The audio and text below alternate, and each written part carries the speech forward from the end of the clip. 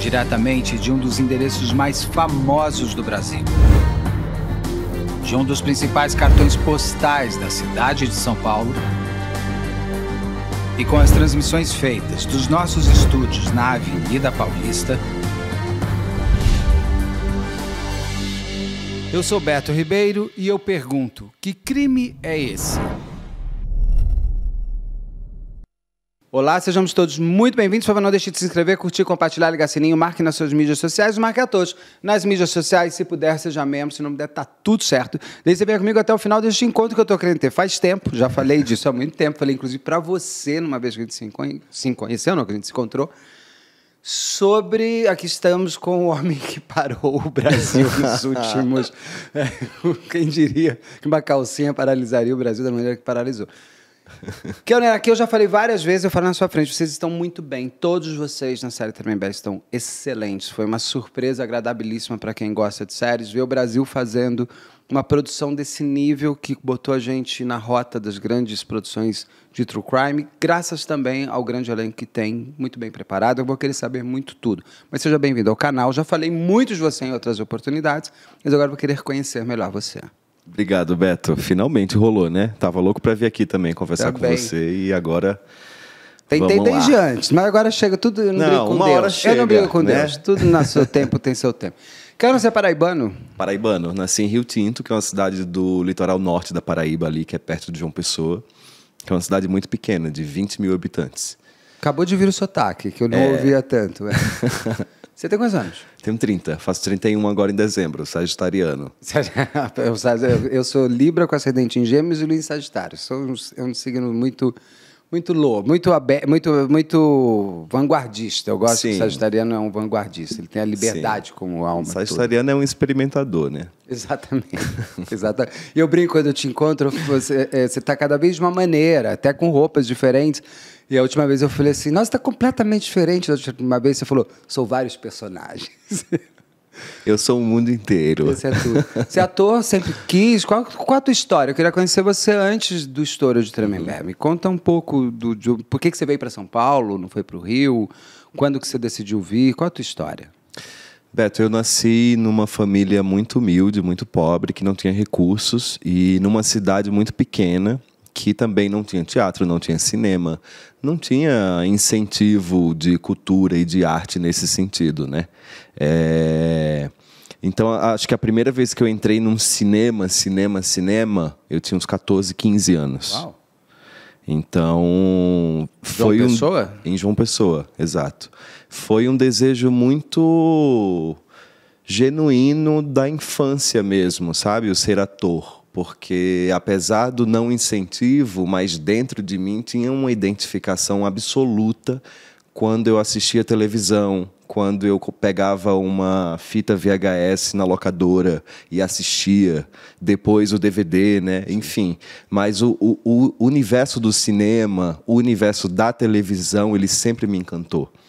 E eu sempre ficava pensando, imaginando como seria possível fazer um caminho para chegar até ali. Porque eu também queria me ver ali, sabe? Eu via as pessoas na tela e eu pensava, eu quero me ver. Mas eu vinha de uma família muito pobre, de uma cidade que não tinha acesso, né? Então, era uma realidade muito distante. E quando eu era criança, é engraçado, eu morava com meus avós, né? Com a minha avó e com meu avô.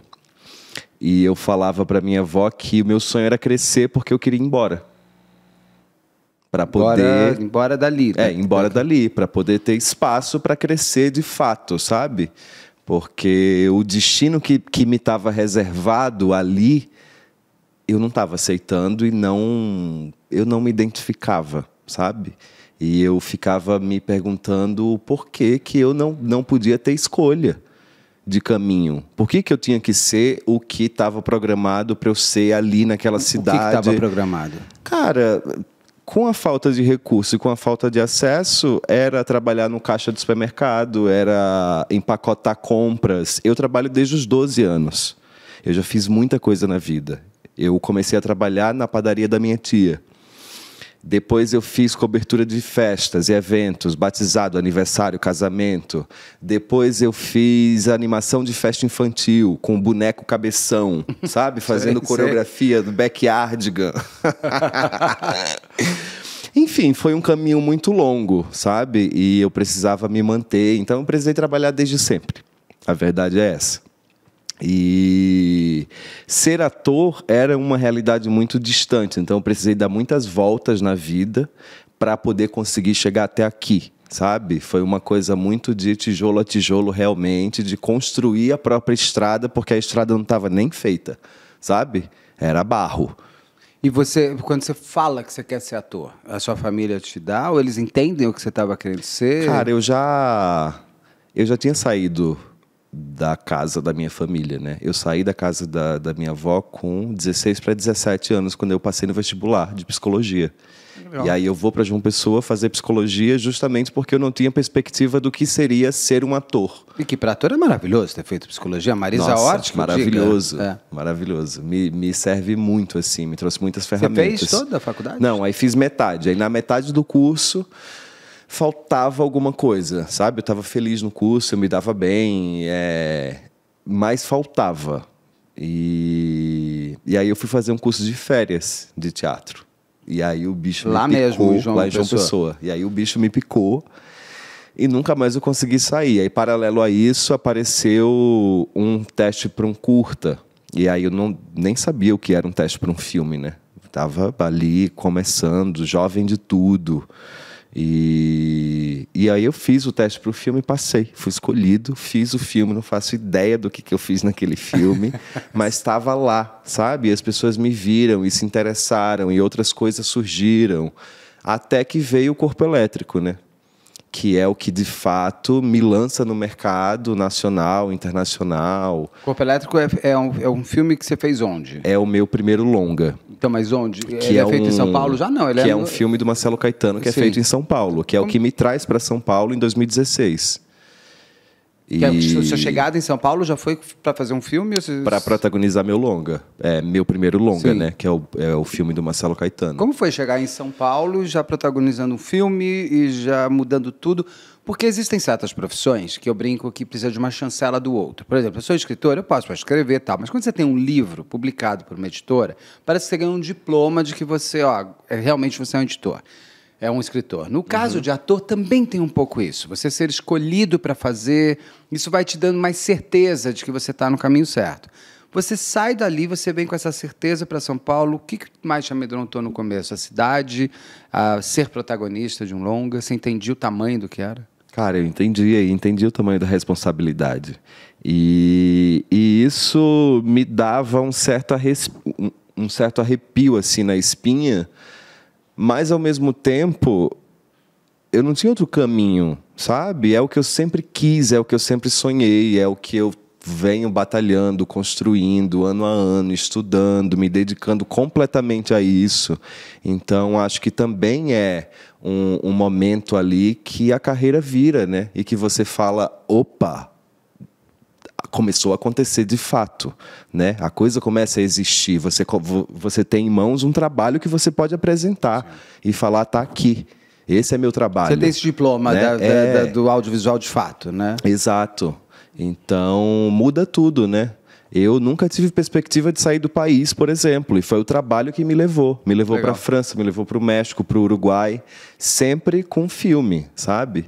Então, realmente, esse caminho, esse trabalho, esse ofício, ele deu um giro de 360 assim, na minha vida. Hoje eu olho para trás, principalmente nesses momentos assim, de entrevista, de retrospectiva da trajetória, e, cara, é emocionante mesmo, porque eu sei que eu tenho 30 anos, eu sou jovem, sabe? E eu dei muitos giros no mundo já para chegar até aqui. E eu reconheço assim, as dificuldades, mas também o gozo de realizar, sabe? De concretizar, de falar assim, pô, a dedicação extrema e absoluta, ela tem resultado. Porque você se doou 180%. Sim. É uma coisa que eu digo assim, se você se doou 180%, se você chegou em segundo lugar, não importa. O que importa é que você se doou para isso. No teu caso, você chegou em primeiro lugar. Como que a sua família te vê hoje? Ainda mais com esse estrondo de Tremembé, esse orgulho que deve dar em todos vocês. Se dá orgulho para mim, como brasileiro, ou como amigo do Ulisses, ou como amigo de vocês, de ver o sucesso, o aplauso em pé. Como é que tá para você agora? Dar esse sabor tieta de voltar para casa e mostrar... Como é que foi? Você tem uma boa relação? Como é que foi essa história? Cara, sim, meu pai já viu 2 vezes, né? E sempre ele me manda foto da TV, assim, falando, olha eu aqui assistindo. Amor, né? Eles amam, eles acompanham, vibram.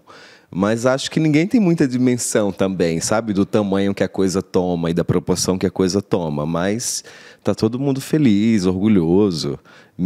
Uma prima minha mandou mensagem esses dias falando: quando que você vem aqui?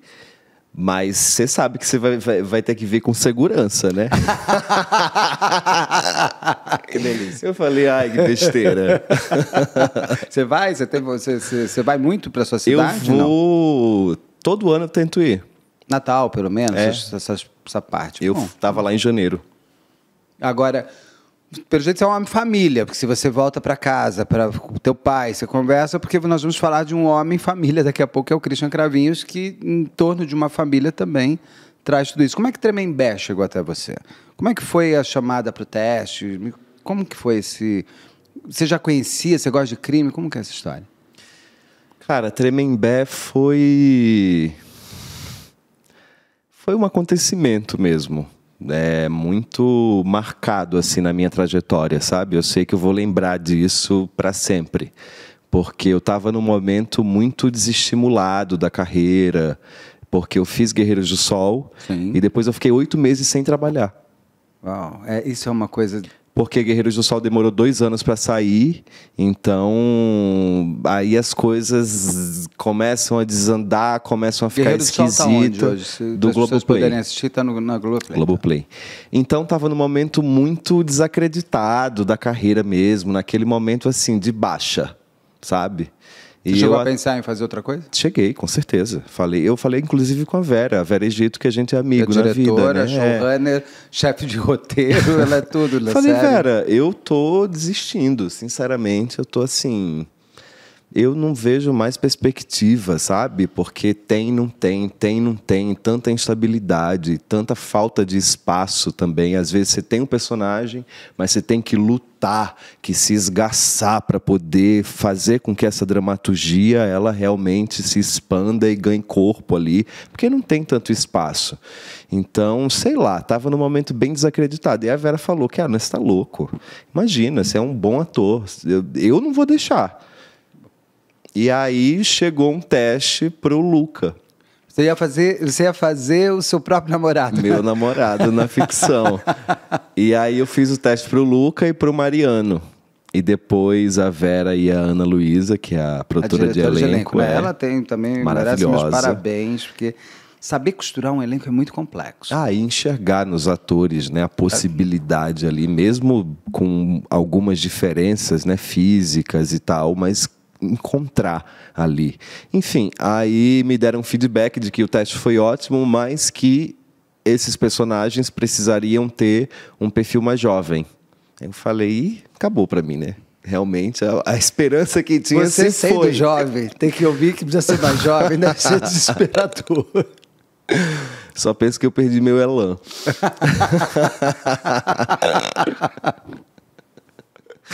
Mas aí... Ou seja, foi um balde de água fria. Foi, aí eu desacreditei de novo, né? Falei, nossa, não, tá bom, tudo certo, segue a vida, segue o baile. Ia fazer o Christian, você tem ideia? Ou ainda não tinham descoberto? Não tinham ainda. Aí a Ana Luísa me ligou e falou que Elner, então, eu tava conversando com a Vera e a gente tá com muita dificuldade de achar o Christian. Você topa fazer um teste? Eu falei, claro, óbvio. Né? Me deu um frio na barriga, porque eu falei, nossa, mas muito diferente de mim. É realmente uma necessidade de uma composição enorme, né? Mas eu falei, vamos lá. E o engraçado é que eu fui consultado para o filme lá atrás. Para o filme do... Ah, tá. Que bom que você ficou em Tremembé. E aí... Aqueles filmes da Suzane. E eu neguei, porque quando me veio... o chamado para o teste, eu falei, cara, me bateu ruim. Eu não tinha ferramenta suficiente para interpretar o Christian. O que sabe? é não ter ferramentas suficientes? Eu não estava pronto. Não estava pronto, eu não tinha profundidade emocional para fazer isso. E quando chega o Tremembé e chega essa possibilidade de interpretar o Christian, eu entendo que sim, eu tenho espaço para isso. Eu tenho técnica para isso, sabe? Eu cheguei no momento que eu estava pronto para fazer o Christian. Tanto é que eu fui, fiz o teste, eles adoraram, e depois pediram um novo teste com sotaque paulistano, né? É verdade, porque você falando agora, que eu acho lindo, aliás, eu acho que o sotaque nordestino de todos os estados, eu acho que são os sotaques mais bonitos do Brasil. Só que o Christian é extremamente paulistano. Extremamente. E você conseguiu construir, e eu estou vendo você falando aqui comigo agora com esse sotaque, e você tem um trabalho fantástico de uma voz paulistana. Você não está imitando um paulistano, você se tornou um paulistano. Foi complicado fazer isso? Cara, era uma preocupação muito extrema para mim isso, sabe? Eu me coloquei esse desafio. Eu queria entregar o melhor sotaque possível, porque eu acho que a gente já viu tanto sotaque. Mas você não estava falando, porra, meu Deus, você não estava falando da Moca, imitando a Moca. Você estava falando de um paulistano que nasceu em Moema, lá. Um paulistano que existe, né? E não uma caricatura de um sotaque, como a gente já viu muitas vezes na televisão, por exemplo, né? O sotaque nordestino. Super caricato. Muito caricaturado e estereotipado ali no lugar. E eu queria dar uma volta nisso e fazer o contrário, e fazer bem feito, e fazer crível, sabe? Tanto é que nesse processo, né, era um processo de uma composição extrema. O Christian é muito diferente de mim. Então, eu precisava me munir do máximo de ferramentas possíveis. Então, eu trago um personal para trabalhar comigo o corpo, para a gente conseguir fazer um treino que trabalhasse o corpo, né? Esse físico, que se aproximasse do Christian da época. Interessante o que você fala, porque o Christian, quando tem o crime, uma das coisas que mais marca aquela foto, que tem o Daniel, a Suzane de cabelo para baixo, e o Christian sem camisa, é o corpo dele, erguido, e o corpo, né? Ele tem uma metidez naquele momento, e o corpo era um corpo super sarado, era muito diferente, somos outras pessoas hoje. E eu me lembro o quanto foi marcante para quem via naquela foto, o Daniel super franzino, a outra tal. Isso foi uma preocupação, porque isso faz parte da personagem, inclusive. Isso faz parte, né? E acho que é uma imagem que ficou muito marcada no nosso imaginário, né? Então eu precisava me aproximar dela. Então eu também trago uma fonoaudióloga para poder trabalhar obsessivamente esse sotaque e a construção dessa voz, sabe? Que é uma voz mais grave, mais rouca, tem um tempo diferente do meu. Sexy? Ele tem que ter, porque o Christian, ele tem toda essa parte sexy também. O Christian é um corpo desejante, né? Capaz de cometer uma atrocidade como matar uma pessoa enquanto ela dorme. Mas ele é um corpo desejante, um corpo vivo. Ele está disponível para a vida o tempo todo, né? Então, precisava construir essas camadas. Então, essa equipe também foi fundamental nesse processo, além da preparação, né? Porque isso aqui eu fiz por fora. Eu contratei, sabe? Não foi da produção. Não foi da produção, do ator, exato. Porque tinha uma preparadora vocal, Tem muitos atores que eu acho bom quando eles fazem isso, tipo Camila Pitanga faz isso. Eu acho legal, porque você está mais preocupado com você do que se a produção vai fazer ou não. Porque tem trabalho que precisa, sabe? A gente, assim, o Christian para mim, o Tremembé para mim foi uma obsessão mesmo, desde o primeiro momento. Então eu queria entregar, eu queria fazer o melhor que eu podia fazer. Mas aí você estava me contando, você fez o primeiro teste, daí eles pediram um segundo teste com sotaque. Você entregou? Eu entreguei. Daí tem mais teste? Não, e aí... Não, Você não fez nem teste com o Dimas para ver se vocês davam química como irmãos? Não, a gente se encontrou com o Simas, né? Com o Felipe Simas. Desculpa, eu falei Dimas, eu Simas. A gente se encontrou no primeiro ensaio que a gente teve de irmãos. A gente não se conhecia, nunca tinha se visto, nunca tinha se encontrado, nunca nada. A gente se encontrou então, já na sala de ensaio. Tem Deus nisso, né? Porque vocês têm uma química de irmãos que eu fico impressionado. E é difícil fazer isso. Mas foi impressionante mesmo, porque era uma preocupação minha, sabe? Se essa relação ela iria funcionar. Porque eu estava muito disposto, muito aberto, mas o outro ator precisava estar. E aí me falaram, Felipe Simas, eu falei, ótimo. Mas não conheço, né? E quando a gente se encontra, realmente alguma coisa acontece. você estava com um problemão na mão e que eu acho que você resolveu muito bem, vocês todos. Você tinha que ter química com o Simas e química com a Luca, que é a Duda, na verdade, na vida real. Você tinha que ter duas químicas diferentes. E com a Daisy, né? E com a Daisy também. Porque a própria Suzane von Richthofen, só tem um momento que vocês três se cruzam, que é quando ela desce a escada e vocês sobem. Você não vê mais. Você não tem mais. Vocês estão em cadeias diferentes. Não existe forma de se ter. Então, vocês... Claro que a química ali ela é mais neutra e, além de tudo, vocês estão indo para a morte. Então, aquela tensão é boa. Mas você ia ter que ficar na cadeia com essas três... E com a Daisy, que é maravilhosa. Ela faz muito bem. A Giovana. A Giovana faz muito bem, a mulher do Christian. Ela faz muito bem mesmo. Eu adoro. Muito bem mesmo. Agora, quando você recebe o sim, como é que foi isso para você? Sim, você vai ser o Christian. Ali te deu aquele... Não acredito. Cara, deu. Porque eu fiz com muita dedicação, claro, né? Porque eu mergulho e eu vou. Sou bem obsessivo no trabalho. Mas eu também tinha uma dúvida, porque eu não me achava parecido com ele. Sabe? Eu me achava muito diferente. Então eu não conseguia ainda enxergar o Christian. E quando veio o sim, eu falei... Mas você já vai fazer o teste de cabelo raspado? Não. Eu tava com o cabelo mais curto e de barba. Nossa, daí você também muda totalmente fisicamente. Tava com o cabelo... Não tava cheio, né? Ele tava curtinho, assim. Um pouco mais alto do que ele tá e tava de barba. Então tava bem diferente, né? Porque ele tem mais. Você tava assim.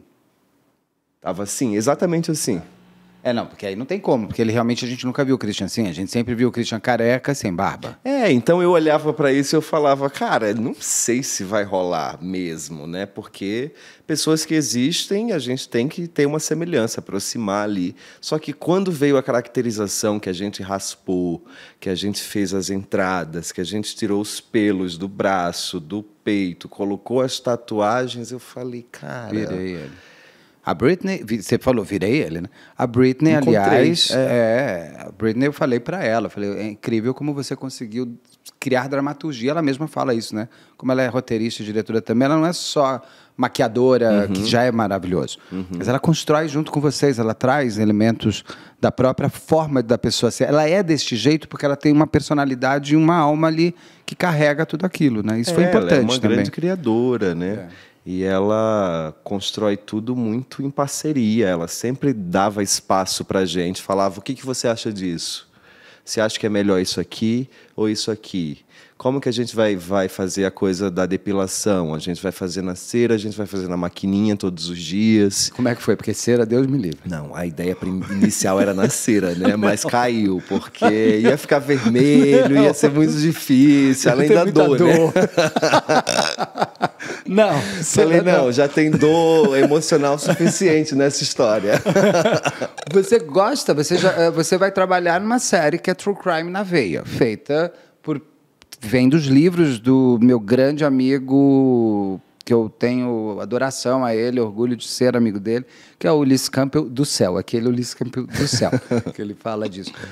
Mas você tinha esse olhar para True Crime? Você assistia séries, filmes, lia livros, ou era um ambiente diferente para você? Cara, eu não lia muitos livros desse universo, mas eu via filmes, consumia séries, podcast.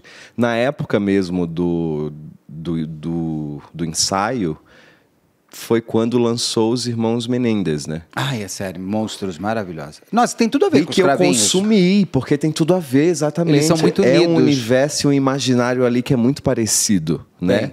Claro, outro recorte social, Os Irmãos Menendez, enfim, outra eu até coisa. defendo a liberdade dos cravinhos, eu já tenho uma outra... Mas me interessava enquanto linguagem muito aquilo, né?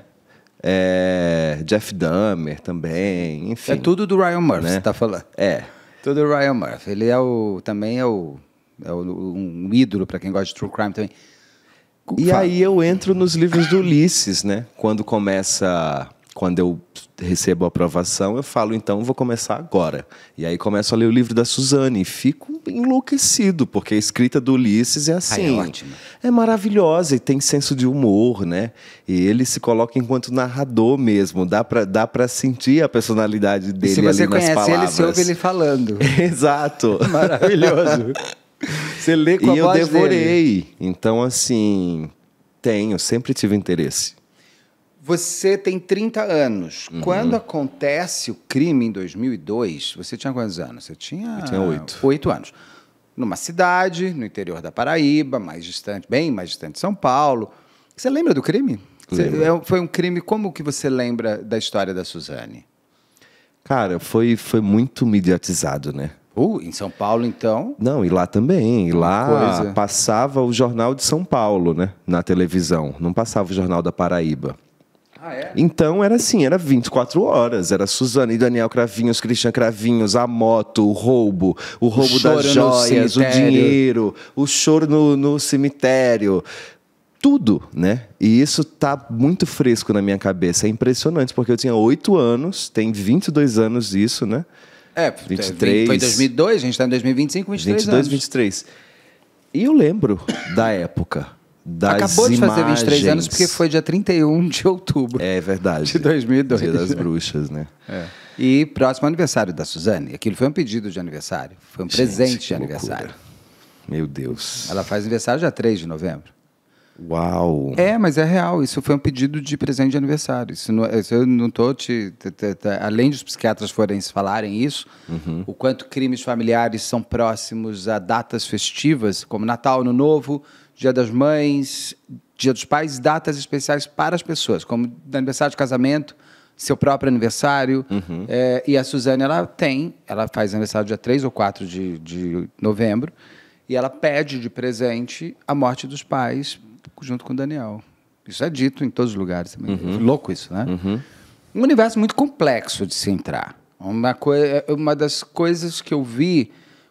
o que foi mais fácil? Matar ou usar uma calcinha? Usar uma calcinha, foi com muito certeza. Como foi matar? Porque eu brinco com alguns atores, até amigos meus, falam assim, gente, laboratório com limite, né? Você não vai fazer um assassino e sair matando para saber como é que é matar. Como foi aquela cena de você com aquela barra de ferro na mão? Ali você tem que estar no ímpeto da morte. Como foi para vocês? Cara, foi muito difícil, foi muito complexo. Só de lembrar me dá uma vértice, sabe? Assim, porque tudo partia disso, né? Eles estão confinados, encarcerados por conta desse crime que eles cometeram. Então, eu precisava partir disso também. E um momento como esses, né, de um crime tão hediondo e tão pesado, é gerado um trauma, né? E eu precisava construir, de fato, as sensações desse trauma que é elaborado ali naquele momento, né, do crime. Aquelas imagens terríveis. Então, eu precisava alimentar muito meu imaginário sobre isso. Lendo as narrativas do livro do Ulisses, me dava muito corpo para isso. Mas, assim, a minha relação com Felipe Simas foi o que me deu esse momento. Porque, sem combinar, a gente chegou no set e a gente ficou em silêncio. A gente colocou o figurino, microfonou, entregaram para a gente as barras de ferro e a gente começou a caminhar pela casa, como se aquela equipe não estivesse ali. Tanto é que ninguém nem vinha falar com a gente, só vinha chamar a gente na hora de rodar. E aí a gente começou a caminhar, da sala para a cozinha. Na cozinha não tinha ninguém, ficou só eu e ele girando na mesa, em silêncio, segurando essas barras, construindo esse momento dessa tensão pré-ato, né? Porque a gente precisava entender que corpo era esse e do que esse corpo ele estava tomado naquele momento, né? Então, foi muito complexo e a gente precisou segurar isso durante uma diária inteira, né? Do sangue. Então, é complexo. E a gente faz muito assim, a gente lá embaixo, esperando, a Suzane lá em cima, a luz, né? Piscam as luzes, a gente está lá, corta a outra parte. Quando a gente cruza a outra parte do corredor e até chegar no quarto. É uma decupagem grande. É uma decupagem grande. As pessoas acham que está tudo... Não. Que é tudo feito de uma vez. Take 3, take 4, Exato, take 5. A gente repete várias vezes. E até chegar no ato mesmo, né? Que é quando a gente chega no quarto. E que foi a parte mais difícil, de fato. Hoje é dia 13, né? Hoje é dia 13 de novembro, tem um ano hoje que a gente filmou essa cena. Mentira, vocês fizeram em novembro de 2024? 13 de novembro. Na época também, praticamente no dia da morte real da muito Suzane. Próximo do crime da Suzane crime. de verdade. E foi muito difícil fazer porque... Enfim, necessitava de uma entrega emocional, né? E de um descontrole ao mesmo tempo, porque um ato como esses é um total e absoluto descontrole do ser humano, né? Eu acho que é tão terrível e essas imagens elas são tão pesadas e toda vez que a gente batia e o sangue espirrava, sabe, na nossa cara dava um... Tem um take que aparece muito rápido assim, a minha cara, né, o Christian, quando ele termina de bater. E ele está atônito, sabe? É como se nem ele acreditasse que ele foi capaz de cometer uma merda dessas, uma coisa tão terrível como essas. Então foi muito difícil, emocionalmente falando, foi muito pesado. Eu fiquei um dia inteiro com enxaqueca depois, 24 horas. Não tinha remédio que fizesse passar essa dor. Então, foi muito difícil. Tirou muito meu sono, sabe? A sorte foi que o Felipe Simas, ele é muito parceiro, ele é muito generoso. A Vera Egito, que dirigiu a série, maravilhosa. É incrível. As preparadoras de elenco. Nós estavam muito bem... Então a gente estava muito bem amparado, sabe? A gente tinha um espaço seguro para a gente mergulhar nesse abismo sem medo. A Beatriz Segal falava que ela nunca discutia com as personagens. Ela buscava entendê-las para que ela virasse a personagem. Ela nunca se permitia questionar ou crucificar, ou entrar em embate e combate com aquela pessoa que ela estava interpretando. A Laudete Reutemann, ela acreditava que ela tinha as razões dela. Para a construção do Christian, é uma construção muito complicada, porque apesar de o Christian ter na foto a cara do mais mal, ele é o mais bobo muitas vezes, porque ele foi colocado num crime que ele não tinha... A ligação é pelo irmão, pelo amor ao irmão e tudo mais. Não. Você conseguiu não questionar... Você conseguiu compreender o Christian? O seu Christian, quando você constrói a personagem, você teve algum momento de falar... Não é possível que você faça isso? Ou você aceita e vai, e você naquele final, quando fala corta, você fala, como é que eu consegui fazer isso? Como que... Você entendeu? Entendi. Não, eu entrei em muitos conflitos nesse caminho, né? Porque eu precisava me abster dos meus julgamentos sobre ele para conseguir contar essa história, porque senão não ia conseguir me entregar de fato, né? Eu ia estar sempre pensando, julgando, colocando num lugar que não cabe quando a gente vai para a cena. Quando a gente vai para a cena, a gente precisa alargar os espaços internos, né? Para esse personagem poder existir ali com verdade, de fato, com impulsos genuínos de emoção, né? Então eu precisava acreditar, eu precisava construir para mim a minha lógica do meu Christian. Então, claro, eu preciso me aproximar dele e tentar compreender o máximo possível, mesmo que assim, a gente nunca vai saber de fato a sensação dele naquele momento. Espero que você nunca saiba. Espero nunca estar fazendo um caso comentado seu. Não vai. Não, a gente nunca vai saber mesmo. Vamos deixar isso para ficção. Não, só lá. Mas eu precisava encontrar caminhos lógicos para mim, para eu conseguir fazer isso e entregar isso, sabe?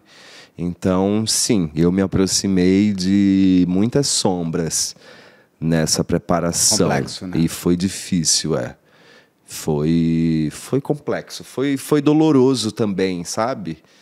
Porque acho que era o trabalho mais difícil até aqui, de composição mesmo, né? E de acreditar e de construir uma lógica e um caminho possível ali para que essa pessoa ela existisse, que ela também não ficasse ali caricaturada no crime, né? Ou marcada somente pelo crime, porque aqui a gente está falando do pós, né? Deles ali cumprindo sua pena. Então eu precisava encontrar a pessoa, sair do criminoso e do momento do ato terrível e encontrar a pessoa, né, que vive sobre a sombra desse crime, porque a pessoa está presa, encarcerada, então isso nunca vai sair da cabeça dela. e nunca vai sair da cabeça de ninguém. Então ele não consegue ter nenhum momento de... Nós não nos distanciamos do crime. Então ele para sempre será aquela pessoa daquele dia, 31 de outubro de 2002. Né? Exato. E a minha tentativa também nisso era poder fazer com que essa sombra do crime ela tivesse aqui, ó, atrás do olho, sabe? Mesmo em momentos que não fala sobre isso. Mesmo em momentos que ele está lá falando com o Daniel sobre alguma outra coisa, mas o crime, a sombra desse ato, ela continua aqui atrás, sabe? A Marina Barbosa falou que ela começou muito com Ulisses para saber. Todos vocês foram falar com ele. Você quis ver laudos? Você viu laudos do crime para entender a dinâmica? Como que você teve coragem? Porque é um universo que é o meu universo de ter que ler laudos, processos são complexos. Muitas vezes você termina de ler um processo, você vê as fotos do local do crime, você termina destruído também. Como foi? Mas você não é o seu trabalho, você passa a ter que isso para trabalhar. O seu trabalho não é falar de crime como o meu, você vai fazer um criminoso. Você viu todo esse material? Olha, o meu trabalho é contar histórias, né? E todas as histórias, elas me interessam. E às vezes são histórias muito pesadas mesmo, como essa. E eu precisava me aproximar desse universo, né? E alimentar o meu imaginário. Então, sim, fui ver o máximo de documentário possível. A reconstituição, o julgamento, os relatórios. Assisti tudo. Imagina, eu estava obsessivo. Eu precisava construir esse homem, sabe? Eu precisava acreditar nele antes de qualquer coisa. Então, eu precisava entrar nesse universo e me alimentar do máximo de informações possíveis. Então, eu li tudo, eu fui em busca de tudo. Eu vi todos os vídeos, todas as entrevistas, relatório, o crime, a reconstituição, eu fui tudo. Conversei com Ulisses, conversava com um consultor que era um ex-detento também, né, de Tremembé, que conviveu com o Daniel, com o Christian durante um tempo lá preso, conversava com ele também. Enfim, o máximo de informações que eu podia reunir, eu reuni. Você chegou a ver Tremembé? Você chegou a ir na frente do presídio? Não. Foi lá em loco? Christian, você tentou falar com ele? Ele tentou falar com você? Eu sei que vocês falado para vocês não conversarem, né? Para vocês não se envolverem. Era uma indicação inicial da série, né? Tá certo. Tá correto. Porque é uma construção que está independente deles, né? Não tem nada a ver com eles não recebem nada pela série, enfim. Assim, né? Também já está falando. As pessoas acham que eles não têm, nem podem receber. A série não faria isso. Ele, depois de todo esse estouro, eu vi uma série de... O Christian tentou falar com você? Não. Alguma coisa? Nada. Não, também nada. Distanciamento total, nem Suzane. Não. Manda uma olhadinha. O Daniel está com vontade de fazer alguma moto, levar para o Daniel fazer alguma coisa? Nada. Moto não vai ser também. Não, estou tranquilo. Quando você vai pegar, são 5 episódios. São quanto tempo de gravação? São 5 meses, eu acho, tudo, porque acho que foram 3 meses filmando e 2 meses preparando. Você participando desses 5, porque você é um dos personagens principais também. Você vai descobrindo, vai lendo o roteiro. Como foi quando você leu a história da calcinha? Que é a história que as pessoas falam, gente, cara, matou uma mulher. As pessoas estão falando de calcinha. Quando chegou no roteiro, foi surpreendente, porque você foi uma das primeiras pessoas a saber o que você ia fazer.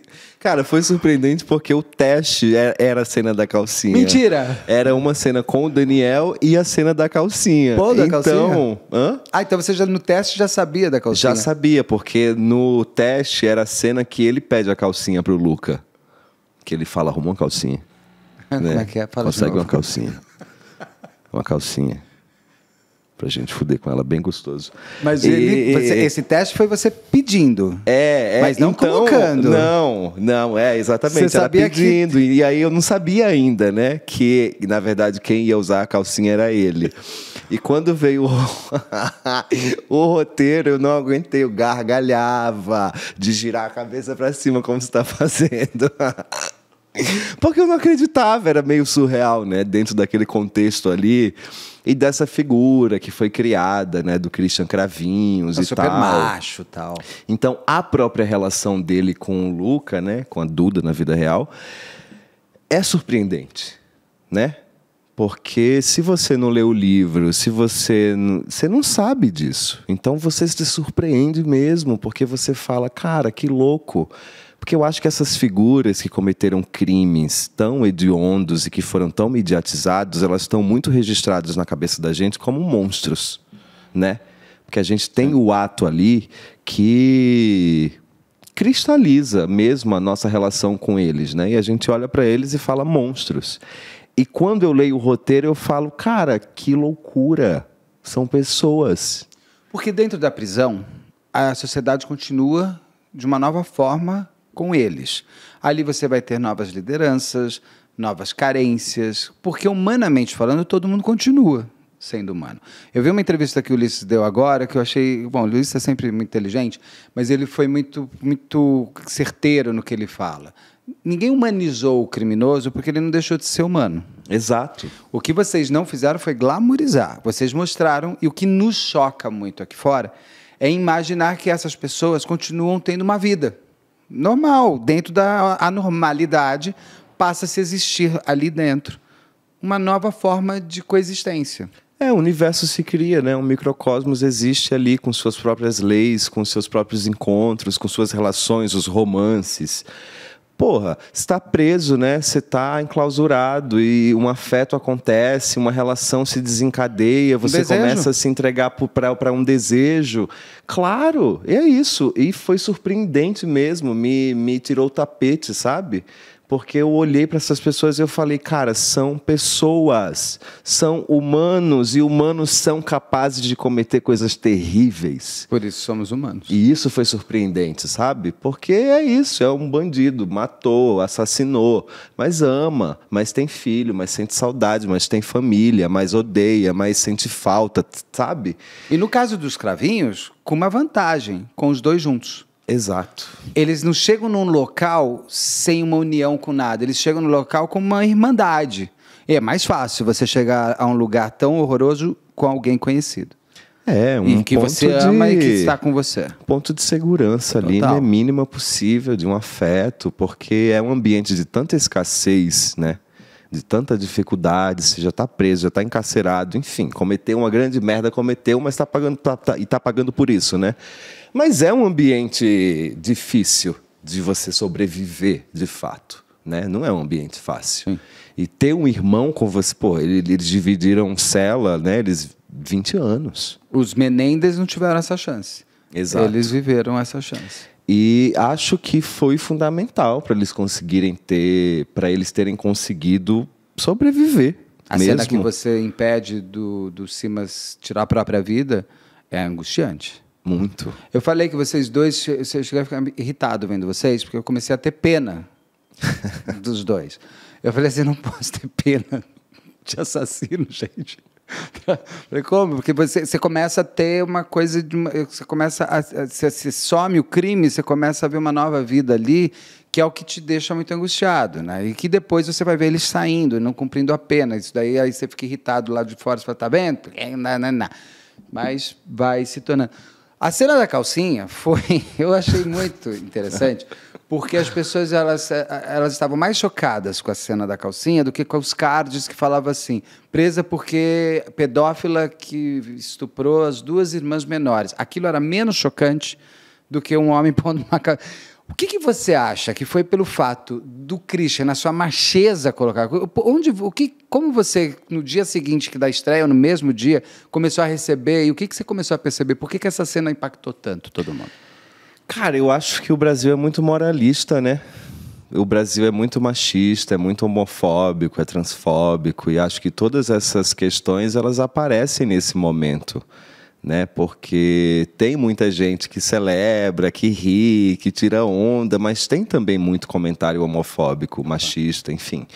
E então acho que é um reflexo do Brasil mesmo, sabe? E acho que esse ato dele, né, de pedir uma calcinha também é um reflexo do Brasil, sabe? Do que escondido pode, mas a gente nunca vai falar sobre isso em público, né? Isso nunca vai vir à tona, mas escondido pode, mas ninguém pode saber. Não. Né? E acho que isso também é um reflexo desse Brasil, né? Que deseja ter relações homossexuais, mas só escondido. Né? Não, que e tem aquela coisa, eu sou ativo, eu sou menos viado. Exato. E o fetiche da calcinha é muito comum, né?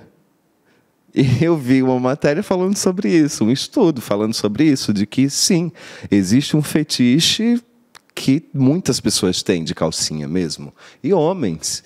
Então, acho que mexe com o imaginário mesmo das pessoas. E eu acho que ali, se a Duda tivesse colocado, teria sido menos gritante, porque já era esperado. Já era esperado, assim. exatamente, porque tem traços afeminados, E né? o Christian ainda pega a mulher dele, quebra o pau dele, aquela coisa, tal, não sei o que lá. Então, o Christian tinha toda a masculinidade, a flor da pele, que é quebrado quando põe a calcinha.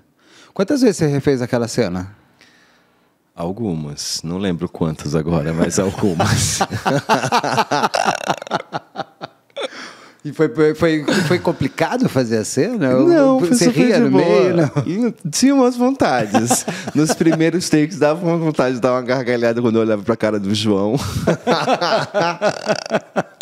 Mas no geral foi muito tranquilo, era um set muito em paz, assim. Apesar de ser um presídio muito bem feito, parecia mesmo o presídio de Tremembé. Apesar de serem histórias muito densas, o espaço, né? Mas era uma equipe muito parceira, concentrada. Então era fácil trabalhar, sabe? Como está sendo o assédio? Muita gente fala assim, eu tenho uma calcinha em casa, vem aqui. Muita gente me veio e fala, e a calcinha, tá com ela aí? Veio de calcinha hoje? Depende, se eu a pessoa trouxe que uma perguntar... calcinha de renda bem pequenininha, preta. Falam isso pra você? Fala, deixa eu ver. Vamos ver se eu aprovo. Dependendo da pessoa, deixa eu ver aí. Mas, cara, tá surpreendente. Eu fui no outro dia que lançou a série, eu fui num hortifruti que eu vou sempre atrás de casa, que eu vou toda semana. Você mora por aqui, né, que me falaram. É ali, meio Perdizes, enfim. Então você mora perto de mim, eu moro em Higienópolis. Tem um sacolão ali que eu vou sempre. Olha aí, pessoal, tá vendo sacolão de Perdizes. Não vão. Corta para a gravação. Cara, eu entrei e as pessoas começaram a me olhar e cochichar. Eu falei, nossa, tem uma coisa muito estranha acontecendo. Era o primeiro dia da série, não era possível, sabe? Mas sim, possível. Cheguei no caixa e a menina falou, você é o Christian Cravinhos? Eu falei, não.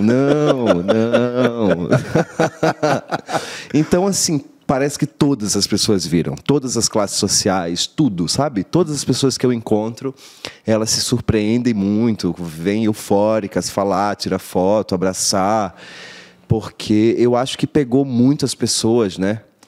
E isso foi surpreendente, muito. Porque rapidamente virou um hit, as pessoas viram, foram compartilhando, foram falando sobre, e a coisa foi tomando uma proporção que eu realmente não esperava que fosse tão rápido, sabe? Quando me perguntam por que o canal dá certo, porque eu não falo do crime de uma maneira pesada, e é real.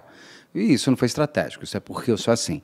Quando eu analiso o Tremembé, eu falo pelo mesmo motivo. Acredito que tenha sido a Vera, que é a showrunner, a diretora e tudo mais, ou das pessoas envolvidas com ela, ou da Amazon, não sei. Foi um conjunto da obra que foi extremamente acertado o formato e a edição. Tem gente que fala umas bobagens e tal, mas assim, é porque com certeza não é público de true crime. Que também não precisa ser. O que eu mais gostei dessa série é que foi construída de uma forma tão pop, tão leve em cima de um assunto tão pesado. Você ri, você consegue dar umas risadas. Que explodiu a tal da bolha que falam. As pessoas começam a assistir, ele tem um quê surpreendente. Aquelas trilhas sonoras, quando elas entram, elas são arrebatadoras, elas são a calcinha de cada episódio. Né? Você fica esperando, eu já peguei, eu não paro de ouvir a playlist de Tremembé. Então, acho que isso facilitou muito de as pessoas conseguirem maratonar os 5 episódios assim, que você termina e fala, pelo amor de Deus, já acabou por quê? E isso faz com que as pessoas remaratonem. Isso que eu acho que é muito legal. E isso vai fazendo vocês sendo cada vez mais fácil de serem reconhecidos também, né? Total. Dá orgulho? Dá muito. Muito, porque é uma profissão que a gente trabalha muito, né? A construção dessa profissão, ela demanda muita dedicação absoluta, muito tempo. E chegar no lugar desses é só celebrar, né? Porque tem tantos momentos difíceis na carreira, né? E como eu estava falando aqui no início, né? Que eu estava vivendo um momento super difícil e que veio o Tremembé, e é isso. Às vezes vem um trabalho que gira a sua vida de novo 360 e muda tudo, né? Você, segunda temporada? Tá me esperando, né? E aí, Prime Video? Cadê a segunda? Libera essa segunda temporada aí pra gente. Você sabe que o Christian, ele vai e volta pra cadeia, né? Então o Christian ele tá seguro. Ele foi o último, né? Deles todos aí pro aberto. Então... Christian estará conosco. Histórias tem, né, Ulisses? Muitas histórias, muitas calcinhas virão. Muitas calcinhas virão. Inclusive, eu trouxe uma calcinha. Mentira! Você vai lançar uma linha de calcinhas? Cara, eu tô pensando em fazer um leilão da calcinha. Vocês entrariam no leilão da calcinha? Daqui você usou de fato lá? Sim. Ficou com você? Tá, porque geralmente você é peça de figurinha. Mas a gente se opõe em outro e vende. Eu uso 12 horas e faço o leilão. E aí, entrariam nesse leilão? Ah, louca. Tanto que eu tô brincando, eu fiz um comentário especial sobre a Duda, e eu explico lá porque ele fala de Duda, não Luca, tal, não o Duda, Duda. E até falo da calcinha, que a Duda real fala, até ficou mostrando a calcinha e tal. E eu falo, bom, mas essa calcinha precisaria ser periciada para ver se tem DNA do Christian. As cartas escritas existem, o boletim de ocorrência existe, que o Christian faz contra um guarda que teria molestado a Duda. Agora a calcinha fica... Como que eu tenho certeza? Vai ter que ser a história. Espera, então, muitas emoções para uma segunda temporada, muita prisão para uma segunda temporada. Novos projetos? Já tem engatilhado alguma coisa nova que a gente já possa te ver? Coisas... Tem o Guerreiro do Sol, que você falou. Estão vindo. O Guerreiro do Sol, que foi um pouco antes do Tremembé, né? Que lançou esse ano também, inclusive. Então é super fresco. É um grande ano para você, então. É um grande ano. Porque Zé do Bode, do Guerreiro do Sol, e Christian Cravinho são duas pessoas completamente diferentes. Legal. Então, e são duas composições muito diferentes, sabe? Então, acho que vocês podem ter duas versões de mim que... Eu já vi várias suas. Como você mesmo me falou, vocês são vários personagens. Eu sou muitos. Você tem muitos personagens. Olha você, que diferente. Olha aí, Zé do Bode. Gente, é você. Bigode, cabelão, muita roupa, né? Tudo isso pesava 20 quilos. Sem calcinha? Sem calcinha. Não, Zé do Bode... Você tá 20 quilos mais gordo? Não, as roupas pesam tudo, esse material, né? Os adereços e tal, 20 quilos. Que calor. No calor do sertão, tá? 50 graus. Nossa, mãe Deus. Já chegaram muitos convites? Como é que é agora? Facilita a sua vida para você... Você que estava até no momento mais dramático, mais triste por conta de Cadê Meu Retorno? Agora que você faz uma personagem dessa magnitude, já tem mais convites? Chegam mais... Tá mais fácil ou Cara, não? Sim, né? Eu acho que os olhos se voltam pra gente nesse momento, né? Com esse burburinho todo, com esse sucesso todo. Então, tem coisas em andamento. Mas eu acabei de filmar também agora uma série nova que chama Fúria, que é uma série da Netflix. Nossa, tá em todos os streams. Tá faltando HBO Max agora. Já fiz HBO, né? Qual que você tá? Todos nós. A série da Vera Egito. Não tá mais disponível, mas a gente fez. Mas eu não consigo assistir agora, né? Só tiraram pirateando. Tiraram do ar. É uma coisa, essa coisa que... Estão com mania de tirar a série brasileira da Disney. Falta a Disney também. Você tem que começar a fazer o seu war de streamings ali. Falta a Disney. Mas é isso. Teatro, planos para o teatro. Não vou falar muita coisa ainda, porque está muito embrionário. Mas você está vendo tudo isso. Mas sim, vou fazer uma adaptação de um livro para o teatro. E fazendo esse sucesso, as portas se abrem mais fáceis? Que é isso que eu estava te falando, né? Os olhos, eles se viram pra gente. Então, as pessoas veem o nosso trabalho, assim, que lugar teatro, da carreira que a gente está hoje, né? Então, sim, acho que traz muito mais visibilidade, né? E a série é a série mais vista do Prime Video no Brasil. E em vários países. Então, sim, traz uma visibilidade que é muito diferente de antes, né? Eu já não sei se eu falei durante a entrevista ou falei quando a gente estava conversando antes. Parabéns para você e para o Felipe, que vocês conseguiram construir a irmandade dos cravinhos, que, independente do crime, é o único amor que não se dissolveu com o crime. É o único. Até Nardone e Ana Carolina ficam no ar se eles realmente estão juntos ou não. Não tem um casal que tenha matado junto que na geladeira da cadeia se mantenha. Vocês fizeram muito bem essa química de um amor que até hoje perdura. O crime uniu ainda mais aquelas duas pessoas, que já são irmãos.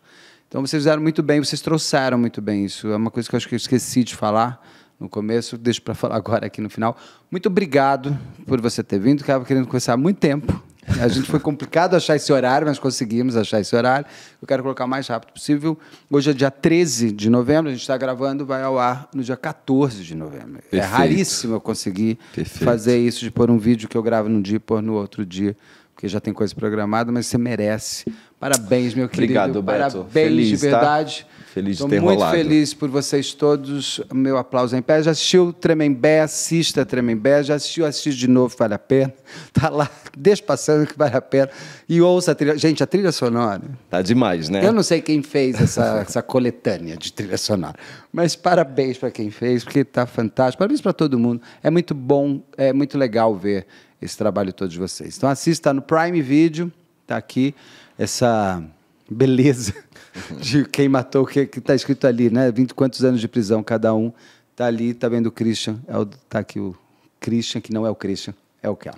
Então, obrigado. Um beijo. Obrigado, Beto. Eu que agradeço. Um beijo. Beijo.